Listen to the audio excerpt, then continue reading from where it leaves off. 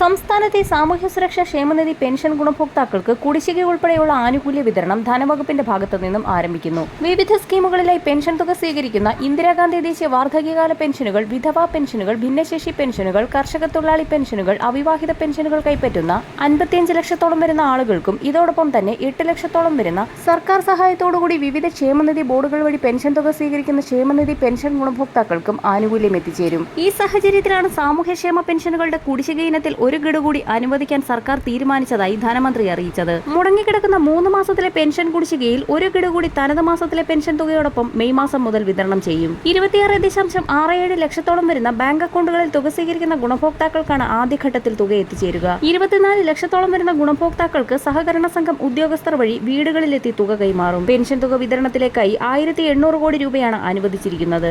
തദ്ദേശീയ തലത്തിൽ വാർഡ് അടിസ്ഥാനമാക്കിയുള്ള പരിശോധനകളുടെ ഭാഗമായി പെൻഷൻ ലിസ്റ്റിൽ നിന്നും പുറത്താക്കപ്പെടാതെ നിലനിൽക്കുന്ന എല്ലാ ഗുണഭോക്താക്കൾക്കും തുക എത്തിച്ചേരുമെന്ന് ധനവകുപ്പ് ഉറപ്പു നൽകി. കേന്ദ്ര നയങ്ങൾ മൂലം സംസ്ഥാനം നേരിട്ട രൂക്ഷമായ ധനഞ്ഞെരുക്കത്തിന്റെ ഭാഗമായി കുടിശ്ശികയായ ക്ഷേമ പെൻഷനിലെ ഒരു ഗഡുവാണ് ഇപ്പോൾ വിതരണം ചെയ്യുന്നതെന്ന് ധനമന്ത്രി വ്യക്തമാക്കി. ശേഷിക്കുന്ന 2 ഗഡു കുടിശ്ശിക സമയബന്ധിതമായി വിതരണം ചെയ്യുമെന്ന് മുഖ്യമന്ത്രി നിയമസഭയിൽ അറിയിച്ചു. മെയ് മാസം 25ഓടുകൂടി ഗുണഭോക്താക്കളുടെ ബാങ്ക് അക്കൗണ്ടുകളിലേക്കും കൈകളിലേക്കും പെൻഷൻ തുക എത്തിച്ചേരുന്ന രീതിയിലാണ് വിതരണ നടപടികൾ ആരംഭിച്ചിരിക്കുന്നത്.